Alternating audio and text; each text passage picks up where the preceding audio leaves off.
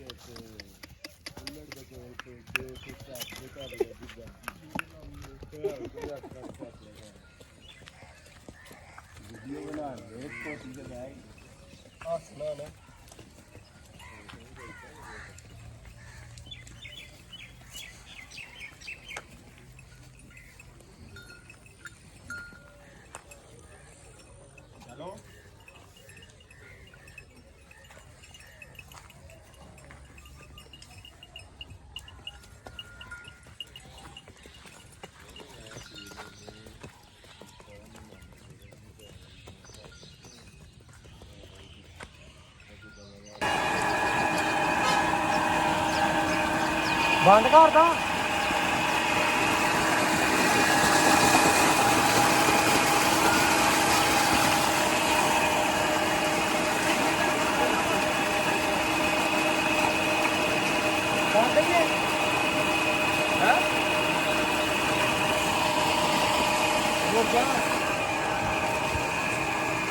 इधर आ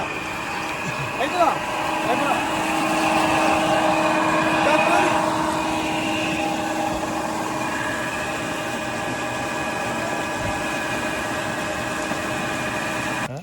रसी बनने दी लोड़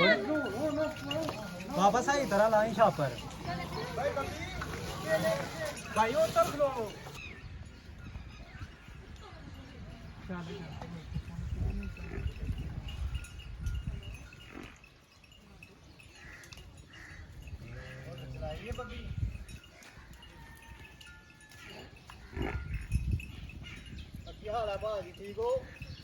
ठीक ठाक डंगर कितों लैके आया ਕਿਹੜੇ ਇਲਾਕੇ 'ਚ ਇਹ ਬਾਰਡਰ ਵਾਲੀ ਸਾਈਡ ਤੇ ਉੱਥੇ 'ਚ ਫੌਜੀ ਫੜ ਲੈਂਦੇ ਮੈਨੂੰ ਨਹੀਂ ਫੜਦੇ ਕਿਉਂਕਿ ਤੇ ਕੋਈ ਲੱਗਿਆ ਕੰਮ ਹੈ ਹਾਂ ਮੋਟਰ ਚਲਾਈ ਉਹ ਜਾ ਕੇ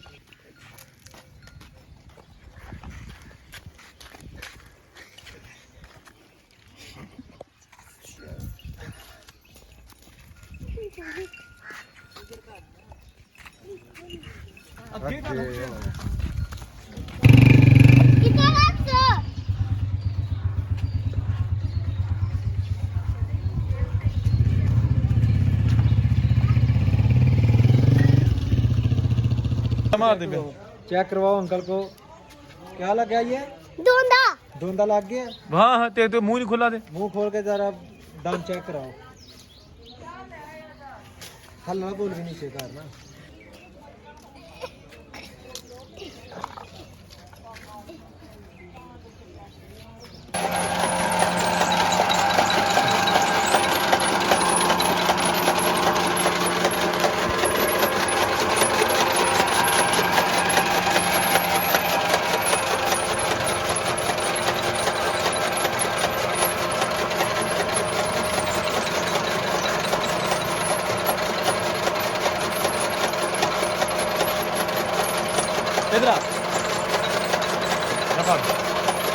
ਅਗਰ ਹੋਰ ਤੁਸੀਂ ਮਜ਼ੀਦ